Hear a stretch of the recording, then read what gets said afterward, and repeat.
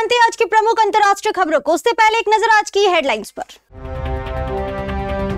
मुख्यमंत्री पर हमले का आरोपी 5 दिन की रिमांड पर, पूछताछ में खुलेंगे कई राज।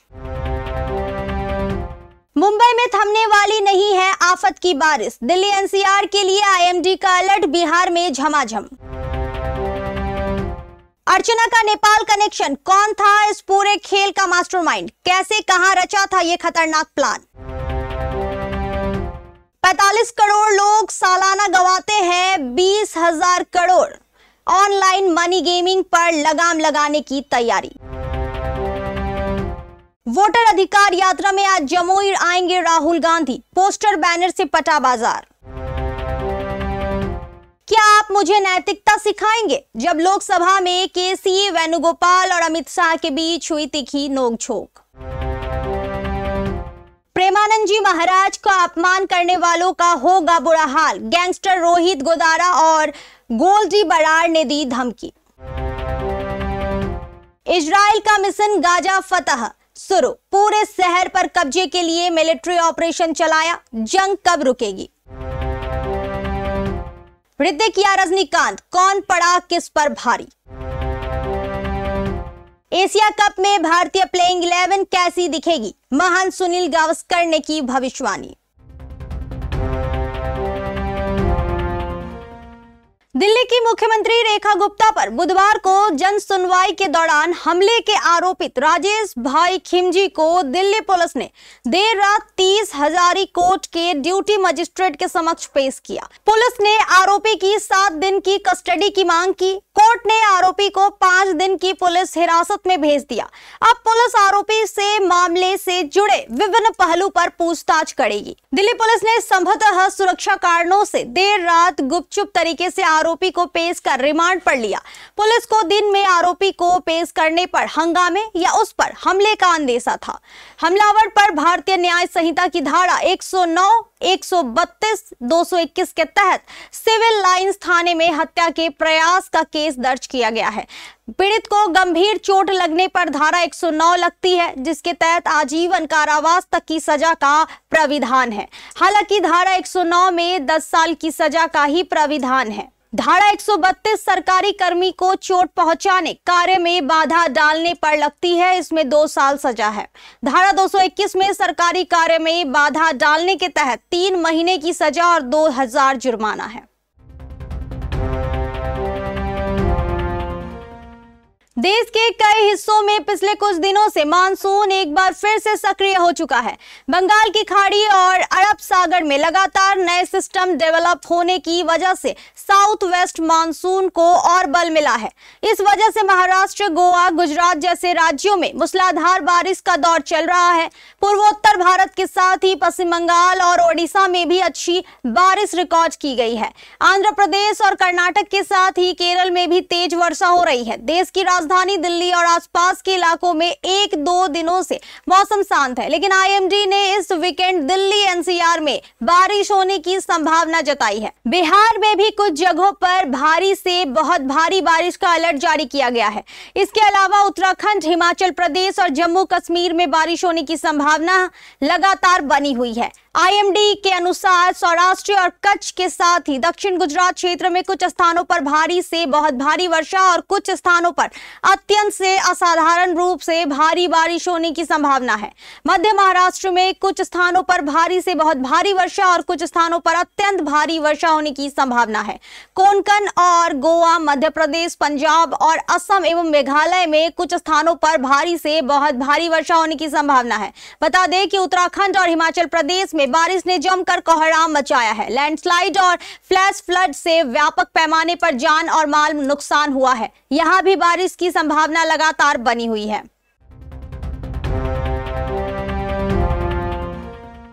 बीते 13 दिनों से मिस्ट्री बनी हुई अर्चना तिवारी अब सामने आ गई है। भोपाल रेल पुलिस ने अर्चना तिवारी को नेपाल के बॉर्डर जिले लखीमपुर खीरी से दस्तयाब कर लिया है। अर्चना तिवारी को रेलवे पुलिस भोपाल लेकर आई। इसके बाद उसके गायब होने, काठमांडू पहुंचने और फिर वापस भोपाल आने की पूरी कहानी सामने आ चुकी है। अपने गायब होने का प्लान अर्चना तिवारी ने खुद तैयार किया। पूरे घटनाक्रम की मास्टरमाइंड वो खुद थी। इसमें उसका साथ सारांश और तेजेंद्र नाम के 2 लड़कों ने दिया। ये लड़के अर्चना तिवारी को कहाँ मिले, वो इनके संपर्क में कैसे आई, इसका खुलासा भी पुलिस ने किया है। सिलसिलेवार पूरी घटना को यहाँ समझिए। रेल एसपी राहुल लोढ़ा ने बताया कि पुलिस के अनुसार अर्चना तिवारी को परिवार वालों ने आखिरी बार बोल दिया था कि वो पढ़ाई और प्रैक्टिस बंद करके कटनी आ जाए। उसकी शादी एक पटवारी से फिक्स कर दी गई है। इसके बाद अर्चना तिवारी ने 2 लड़कों सारांश और तेजेंद्र के साथ मिलकर हरदा के एक नए ढाबे में बैठकर सारा प्लान तैयार किया। पुलिस के अनुसार अर्चना खुद एक वकील थी। उसने प्लान इस तरह से तैयार किया कि केस रेलवे पुलिस के पास रहे, ना कि राज्य पुलिस के पास जाए। वो ये समझती थी कि केस मिसिंग पर्सन के रूप में दर्ज होकर कुछ दिन बाद बंद हो जाएगा। इस केस में लड़की के दुर्घटना का शिकार होने की एफआईआर भी दर्ज कराने की प्लानिंग कर ली गई थी। लोकसभा ने बुधवार को ऑनलाइन गेमिंग प्रमोशन एवं रेगुलेटरी बिल 2025 पास कर दिया।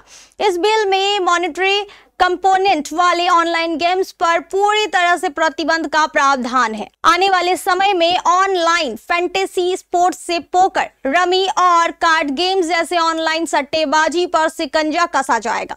इस बिल में ऑनलाइन गेमिंग रेगुलेटरी अथॉरिटी बनाए जाने के साथ ही ई स्पोर्ट की मान्यता और प्रमोशन का प्रावधान भी शामिल है। इसमें ऑनलाइन गेम्स खेलने वालों पर कोई कानूनी कार्रवाई नहीं होगी। इसका मकसद मनी गेम्स के बुरे नतीजों से निपटना है। सरकार का अनुमान है कि हर साल करीब 45 करोड़ लोग ऑनलाइन रियल मनी गेमिंग में लगभग 20,000 करोड़ रुपए गंवा देते हैं। सरकार ने माना है कि ऑनलाइन रियल मनी गेमिंग समाज के लिए एक बड़ी समस्या बन गया है। ऑनलाइन मनी गेम्स के चलते फ्रॉड और धोखाधड़ी के मामले सामने आए हैं। साथ ही मनी लॉन्ड्रिंग और टेटर फंडिंग के सबूत भी मिले हैं। देश के लाखों परिवार इससे प्रभावित हुए हैं। राहुल गांधी की वोटर अधिकार यात्रा आज गुरुवार को जमुई जिला में प्रवेश करेगी। यहां पर उनके कार्यक्रम को लेकर कांग्रेस पार्टी की ओर से व्यापक तैयारी की गई है। राहुल गांधी की यात्रा को लेकर जमुई के लोगों में खासा उत्साह देखा जा रहा है। जिला कांग्रेस कमेटी से लेकर राज्य स्तरीय नेताओं की देखरेख में इस यात्रा की तैयारी पूरी कर ली गई है। जिला में प्रवेश करते ही राहुल गांधी का जोरदार स्वागत किया जाएगा। सिकंदरा बस स्टैंड पर कुछ देर के लिए राहुल गांधी का संबोधन होगा। इसके मद्देनजर सिकंदरा को बैनर पोस्टर से पाट दिया गया है। प्रखंड स्तर से लेकर जिला और युवा कमेटी के प्रतिनिधियों ने अपने अपने पोस्टर लगाए हैं। प्रधानमंत्री और मुख्यमंत्रियों को हटाए जाने वाले बिल पर लोकसभा में बुधवार को गृह मंत्री अमित शाह और कांग्रेस सांसद के.सी. वेणुगोपाल के बीच तीखी बहस देखने को मिली। इन विधेयकों में प्रावधान किया गया कि अगर प्रधानमंत्री या मुख्यमंत्री किसी गंभीर आपराधिक आरोपों में गिरफ्तार होकर 30 दिनों से ज्यादा समय तक हिरासत में रहते हैं तो उन्हें पद से हटा दिया जाएगा। लोकसभा में संविधान के 130वें संशोधन विधेयक 2025, केंद्र शासित प्रदेश शासन विधेयक 2025 और जम्मू और कश्मीर पुनर्गठन विधेयक 2025 पेश किए जाने के बाद कांग्रेस सांसद के.सी. वेणुगोपाल ने 2010 के सोहराबुद्दीन से एक फर्जी मुठभेड़ मामले में गुजरात के गृह मंत्री रहते हुए शाह की गिरफ्तारी का हवाला दिया और उनकी नैतिकता पर सवाल उठाए। उन्होंने कहा, यह विधेयक देश की संघीय व्यवस्था को कमजोर करने के लिए है, यह संविधान के बुनियादी सिद्धांतों को कमजोर करने के लिए है। भाजपा नेता कह रहे हैं कि यह विधेयक राजनीति में नैतिकता लाने के लिए है। क्या मैं गृह मंत्री से एक सवाल पूछ सकता हूं कि जब वे गुजरात के गृह मंत्री थे तब उन्हें गिरफ्तार किया गया था, क्या उस समय उन्होंने नैतिकता का पालन किया था?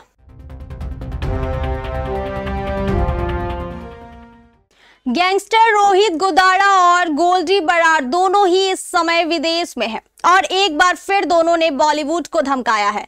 रोहित गोदारा ने बॉलीवुड को संत प्रेमानंद जी महाराज का नाम लेकर धमकी दी है। उसने सोशल मीडिया पोस्ट के जरिए अंजाम भुगतने की धमकी दी है। इसके साथ ही सोशल मीडिया पोस्ट शेयर की गई है, उसमें हरियाणा के भिवानी में हुई टीचर मनीषा की हत्या का भी जिक्र किया गया है। रोहित गोदारा ने मनीष की हत्या का बदला लेने की भी बात कही है। दोनों गैंगस्टर फिलहाल विदेश में बैठकर अपने गैंग को ऑपरेट कर रहे हैं। जो पोस्ट शेयर की गई है उसकी शुरुआत कुछ इस तरह होती है। जय जय श्री हरिवंश, जय श्री राम, सभी भाइयों को राम राम। मैं रोहित गोदारा गोल्डी बराड़।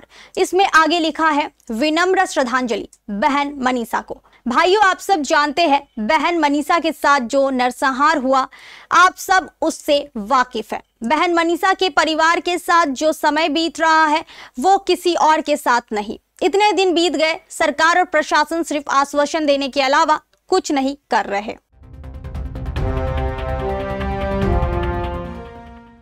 इजराइल ने गाजा शहर पर कब्जे की अपनी योजना को अमल करना शुरू कर दिया है। उसने गाजा शहर में अपने मिलिट्री ऑपरेशन का पहला चरण शुरू किया है। बीबीसी की रिपोर्ट के अनुसार इजरायली सेना के प्रवक्ता ने कहा है कि उसके सैनिक पहले से ही गाजा शहर के जिटॉन और जबालिया क्षेत्रों में आक्रामक हमले की जमीन तैयारी करने के लिए काम कर रहे हैं। 2 साल से भी अधिक वक्त से जारी इजराइल हमास जंग में यह नया अध्याय है। पहले से ही भयानक मानवीय संकट झेलते गाजा में लाखों लोगों को विस्थापन का खतरा है। इससे एक दिन पहले ही इजराइल के रक्षा मंत्री ने गाजा शहर पर कब्जे के प्लान को मंजूरी दी थी, जिसे इस सप्ताह के अंत में सुरक्षा कैबिनेट के सामने रखा जाएगा। इस मिलिट्री ऑपरेशन के लिए ड्यूटी पर सक्रिय सैनिकों को मुक्त करने के लिए सितंबर की शुरुआत में लगभग 60,000 रिजर्विस्टों को बुलाया जा रहा है। रिजर्विस्ट यानी रिजर्व में बैठी सेना। न्यूज एजेंसी AFP की रिपोर्ट के अनुसार इजराइल के रक्षा मंत्रालय ने बुधवार 20 अगस्त को इसकी पुष्टि की।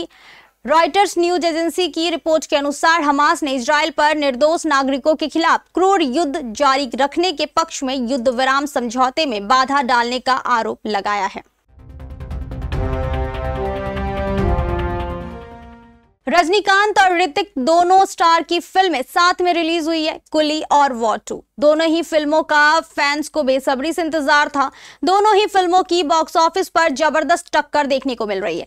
एक तरफ है सुपरस्टार रजनीकांत की फिल्म कुली, तो दूसरी तरफ है ऋतिक रोशन की वॉर 2। दोनों के 7वें दिन का कलेक्शन भी सामने आ चुका है। साउथ सुपरस्टार रजनीकांत की फिल्म कुली पर दिन प्रतिदिन कमाई भी बढ़त ले रही है। रजनीकांत के फैंस इस बार भी उन पर खूब प्यार लुटा रहे हैं। लंबे समय से फिल्म का इंतजार कर रहे फैंस को थलाइवा का एक्शन मोड भा रहा है। कुली ने 14 अगस्त अप्रैल को सिनेमा घरों में दस्तक दी थी। इस फिल्म के साथ ऋतिक रोशन और जूनियर NTR की वॉर 2 भी रिलीज हुई थी। ऐसे में दोनों बड़े सुपरस्टार्स की फिल्मों एक ही दिन रिलीज के बाद उनकी कमाई को लेकर भी तगड़ा कंपटीशन चल रहा है। भारत के पूर्व दिग्गज बल्लेबाज और कमेंटेटर सुनील गावस्कर ने एशिया कप 2025 के लिए अपनी पसंदीदा भारतीय प्लेइंग 11 चुनी है। उनकी इस टीम में कुछ चौंकाने वाले नाम हैं, जबकि कुछ विस्फोटक हिटर्स को जगह नहीं दी गई। गावस्कर का यह चयन क्रिकेट फैंस और विशेषज्ञों के बीच चर्चा का विषय बना हुआ है। गावस्कर की यह प्लेइंग 11 अनुभव और नए टैलेंट का मिश्रण है, जहां टॉप ऑर्डर में आक्रामक बल्लेबाज मौजूद है, वहीं गेंदबाजी अटैक में विविधता देखने को मिलती है। गेंदबाजी भी मजबूत दिख रही है। गावस्कर ने प्लेइंग 11 में ओपनिंग से संजू सैमसन को हटाया है। उन्होंने अभिषेक शर्मा और उपकप्तान शुभमन गिल को इसकी जिम्मेदारी सौंपी है। तीसरे और चौथे नंबर पर तिलक वर्मा और कप्तान सूर्यकुमार यादव को बल्लेबाजी की जिम्मेदारी दी गई है। हालांकि गावस्कर ने चौंकाते हुए संजू सैमसन को 5वें स्थान पर बतौर विकेट कीपर खिलाया है। यह एक ऐसा पोजीशन है जहां सैमसन ने सिर्फ 5 पारियां खेली है और 62 रन बनाए हैं। जितेश शर्मा को न चुनकर गावस्कर ने चौंकाया है, क्योंकि 5वें या इसमें नीचे की पोजीशन पर मैच फिनिश सैमसन से बेहतर जितेश करते दिख सकते हैं।